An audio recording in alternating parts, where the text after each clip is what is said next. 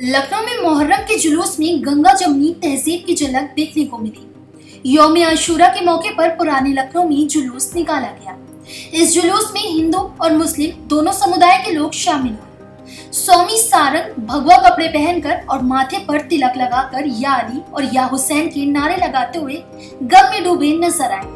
उन्होंने करबला के शहीदों को श्रद्धांजलि दी। मुस्लिम धर्मगुरु मौलाना कल्बे जव्वाद भी इस मौके पर मौजूद थे। स्वामी सारंग पिछले करीब 10 सालों से मुहर्रम की जुलूस में शामिल हो रहे हैं। मुहर्रम इस्लामी कैलेंडर का पहला महीना होता है। इस महीने का 10वां दिन मुसलमानों के लिए बहुत खास होता है।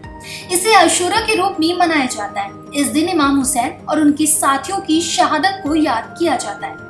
लखनऊ में रविवार को यौम आशूरा पर जुलूस निकाला गया। ये जुलूस इमामबाड़ा नाजिम साहब से करबला तालकटोरा तक गया।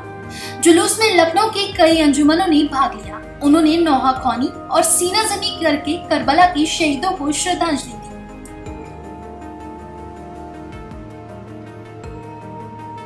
इस मौके पर लखनऊ की गंगा जमुनी तहजीब का नजारा देखने को मिला।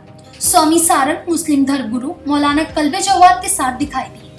स्वामी सारंग भगवा वस्त्र पहने हुए थे। उनके माथे पर तिलक था और गले में रुद्राक्ष की माला थी।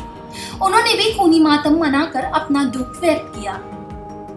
स्वामी सारंग ने करबला के संदेश को याद किया। उन्होंने बताया कि आशूरा के दिन हजरत रसूल की नाती हजरत इमाम हुसैन और उनके बेटे समेत 72 लोगों को इराक के शहर करबला में शहीद कर दिया गया था।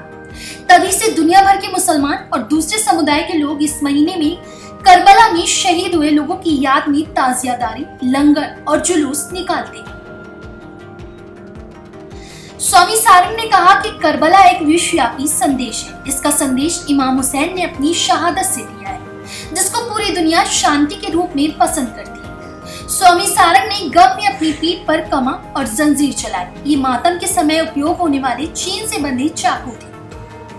स्वामी सारंग पिछले करीब 10 साल से शांति का संदेश देने के लिए मुहर्रम के जुलूस में शामिल हो रहे हैं। वे प्रयागराज के रहने वाले और उनका जन्म एक ब्राह्मण परिवार में हुआ था। स्वामी सारंग एक आध्यात्मिक गुरु हैं। उन्होंने इमाम हुसैन पर अध्ययन भी किया है। ये दिखाते हैं कि कैसे विभिन्न धर्मों के लोग एक साथ मिलकर शांति और सद्भाव से रह सकते हैं। स्वामी सारंग का योगदान सराहनीय। वे एक प्रेरणा है जो हमें सिखाते हैं कि मानवता सबसे बड़ा धर्म है।